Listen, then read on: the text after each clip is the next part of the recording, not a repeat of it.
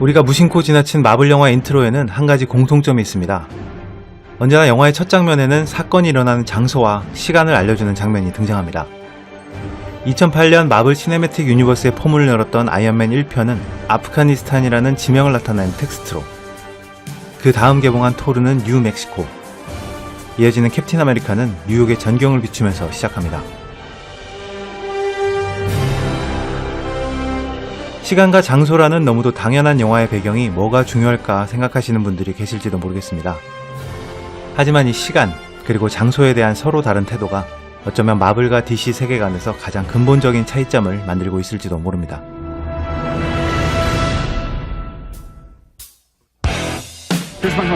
토니 스타크의 집 주소는 말리부 포인트 10880번지입니다. 가상의 집이긴 하지만 부동산 업계에서 추정하는 토니 스타크의 맨션 가격은 1,300억 원이 넘어갑니다. 이 가격은 단지 집의 크기나 건축비 때문이 아니라 말리부 해변이라는 지역적인 특성 때문이죠. 이렇게 그가 얼마나 부자인지는 그의 통장 잔고를 보여주지 않더라도 그의 집 주소 하나만으로도 충분히 나타납니다. 샌 쿠엔틴 교도소를 나와서 금문교를 건너는 앤트맨의 주무대는 샌프란시스코입니다. 원래 멕시코 땅으로 뒤늦게 미국에 편입된 이 도시는 샌프란시스코라는 그 이름 자체도 라틴어죠. 유독 히스패닉 캐릭터의 활약이 두드러지는 이 영화의 특성뿐만 아니라 실리콘밸리라는 미국 하이테크 과학기술의 중심이 이곳 샌프란시스코에 있다는 점도 과학기술을 기반으로 하고 있는 이 영화의 성격을 잘 나타내고 있습니다.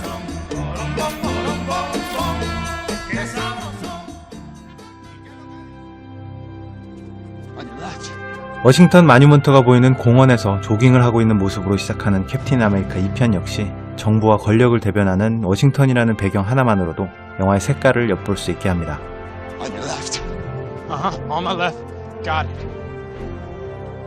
말리부 해변의 아이언맨, 샌프란시스코의 앤트맨, 워싱턴의 캡틴 아메리카, 그리고 이들이 뭉친 뉴욕의 어벤져스. 이렇게 마블은 각 캐릭터의 배경과 고유한 색깔을 일일이 설명하지 않더라도 이를 효과적으로 대변할 수 있는 로케이션으로 그 의미를 충분히 대신하고 있습니다.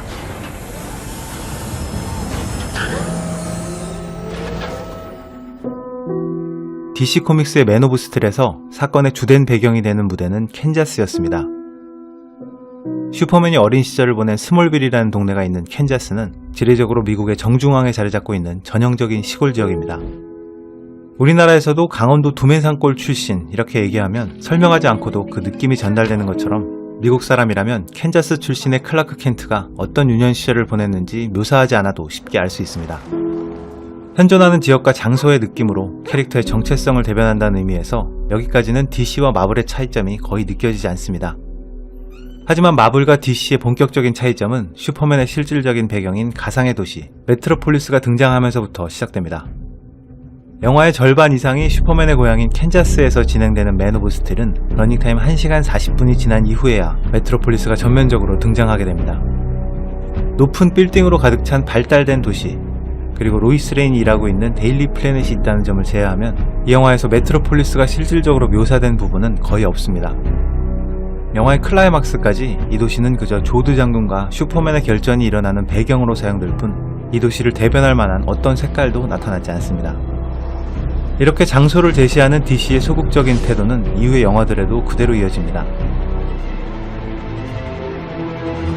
배트맨 대 슈퍼맨 저스티스의 시작은 슈퍼맨의 도시인 메트로폴리스와 배트맨의 도시인 고담시를 무수히 왕복하면서 진행됩니다.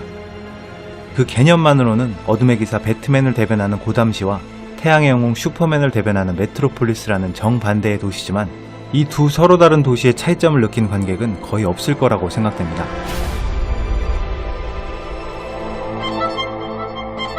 DC 코믹스의 배경이 되고 있는 가상의 도시들은 코믹스 자체에서는 충분히 그 색깔을 드러내고 오히려 실존 도시보다 더 효과적으로 캐릭터의 정체성을 대변하는 역할을 수행해왔습니다.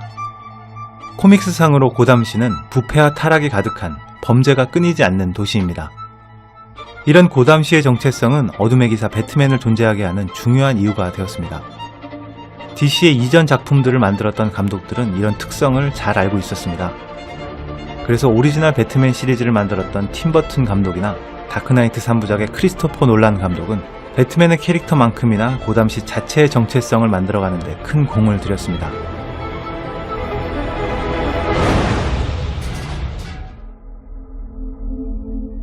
각 캐릭터의 정체성을 대변하는 가상의 장소를 바탕으로 만들어진 DC의 캐릭터들은 그 장소의 특징이 구현되지 않는다면 설득력은 더욱 떨어질 수밖에 없습니다. 요즘 DC 코믹스들의 영화들이 캐릭터와 사건의 설득력이 부족하다는 지적을 받는 이유는 부실한 서사뿐만이 아니라 영웅들의 홈그라운드가 되어줄 도시의 정체성이 부족하기 때문일지도 모릅니다. DC 세계관 속 가상의 로케이션이 갖는 또 다른 문제점은 현존하지 않는 장소의 비현실감이 캐릭터와 이야기 자체도 더욱 비현실적으로 만든다는 점입니다. 마블의 앤트맨은 베스킨 라빈스에서 일했습니다. 토니 스타크는 버거킹을 먹습니다. 아이언맨이 블랙 위도우의 정체를 처음 알게 되는 랜디의 도넛 가게는 LA 공항 근처에 있는 실존 가게입니다. 이렇게 마블의 영화 세계는 관객들에게 익숙한 실존 장소들을 바탕으로 하고 있기 때문에 논리적으로는 말도 안 되는 슈퍼히어로들의 이야기들도 실제 우리가 살고 있는 어딘가에서 진짜 일어나고 있는 듯한 착각을 만듭니다. 먼 나라 이웃나라의 이야기가 아닌 우리가 살고 있는 세상에서 일어나는 듯한 이 착각이 만들어내는 현실감은 영화 자체의 설득력을 뒷받침해주는 큰 원동력으로 작용하고 있습니다. 마블과는 정반대로 DC의 영화 세계에는 실존하는 장소들이 등장하지 않습니다. 메트로폴리스의 중심가에는 그은한 스타벅스나 맥도날드가 보이지 않습니다. 실존 지역인 캔자스가 주 배경이었던 맨 오브 스틸에서는 세븐일레븐이나 시어스 같은 실존하는 점포들이 등장했었습니다. 하지만 신기하게도 가상의 도시인 메트로폴리스와 고담시가 등장한 이후부터 현실 세계에서 쉽게 볼 수 있는 장소들은 모두 영화에서 사라졌습니다. 마치 현실감을 일부러 지어내려는 것처럼 DC는 자신들의 영화에서 철저히 실존하는 장소를 배제하고 가상의 공간으로 채워가고 있습니다. 물론 마블의 영화에도 가상의 공간이 등장합니다. 토르가 처음 지구에 내려온 뉴멕시코의 마을은 지구상에는 존재하지 않는 가상의 마을입니다. 울트론이 파괴한 유럽의 도시 소코비아도, 블랙팬서의 왕국인 아프리카의 와칸다도 실존하지 않는 지역입니다.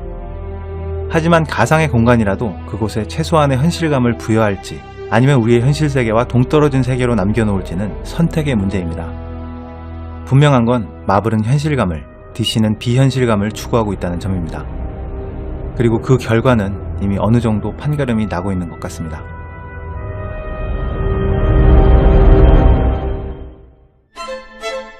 서로 다른 캐릭터가 같은 세계를 공유하고 있다는 이 개념은 단순하게 생각하면 같은 공간, 그리고 같은 시간을 공유하고 있다는 의미입니다. 다음 시간에는 마블과 DC의 시간에 대해서 이야기해보겠습니다. 지금까지 빨강도깨비였습니다.